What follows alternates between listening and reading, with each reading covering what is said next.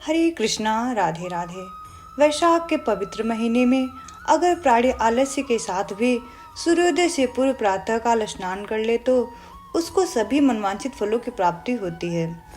और अगर भक्ति भाव के साथ भगवान की कृपा पाने के लिए, भगवान की प्रसन्नता के लिए अगर व्यक्ति स्नान करता है तो उसके पुण्यों का क्या वर्णन करें। उस प्राणी को निष्काम मोक्ष की प्राप्ति हो जाती है।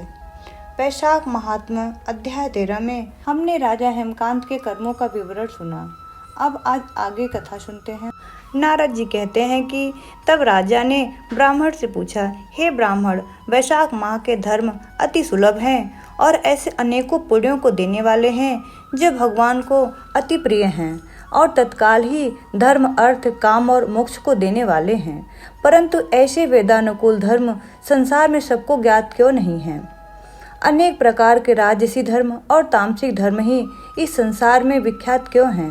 इसका क्या कारण है? तब श्रुतिदेव कहने लगे कि हे राजन, संसार में भोगों की इच्छा करने वाले मनुष्य अधिक संख्या में हैं, इसलिए रजोगुण और तमोगुण अधिकांश में पाया जाता है। बहुत थोड़े मनुष्य ही ऐसे हैं जो मोक्ष की प्राप्ति के लिए साधना करते हैं, अतः वह बहुत ही कठिनता से मिलते हैं।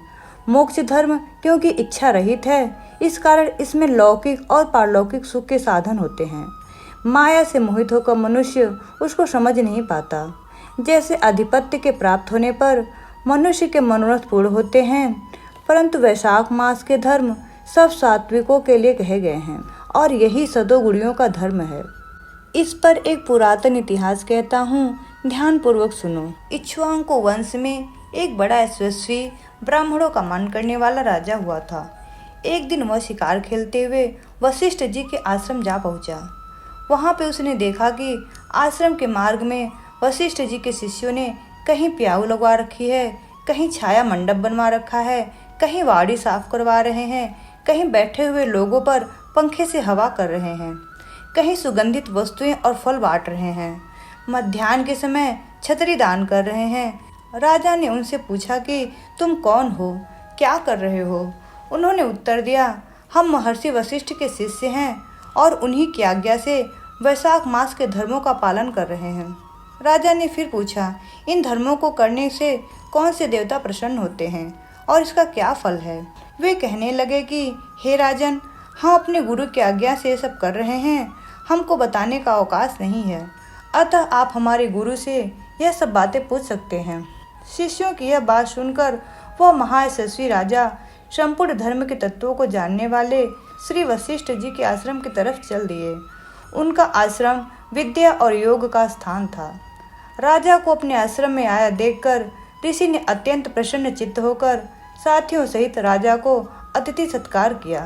राजा बड़ी प्रसन्नता और नम्रता पूर्वक बैठकर गुरु जी से पूछने लगा कि हे गुरुदेव, मैं आखेट से थककर आपके आश्रम की तरफ आ गया था तो मैंने आपके शिष्यों को बहुत से धर्म कार्यों को करते हुए देखा, इसलिए महाराज मेरे मन में बड़ी उत्कंठा उत्पन्न हो रही है।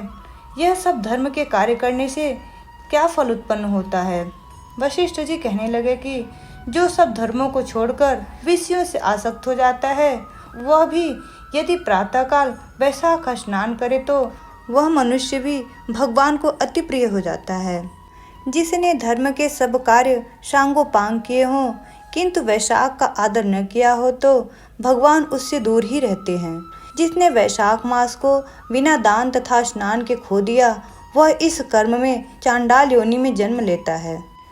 वैशाख मास में जिसने विधिवत भगवान की आराधना की, भगवान उसी से प्रसन्न होते हैं और उसी को मनोकामनाएं पूरी करते हैं।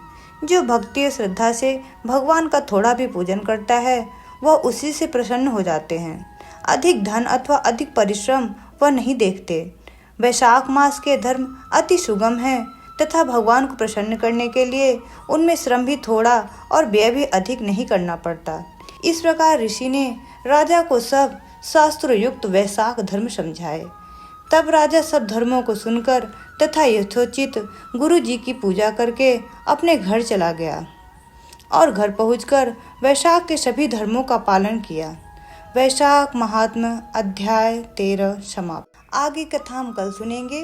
वीडियो पसंद आई हो तो please like, share and subscribe. Hare Krishna.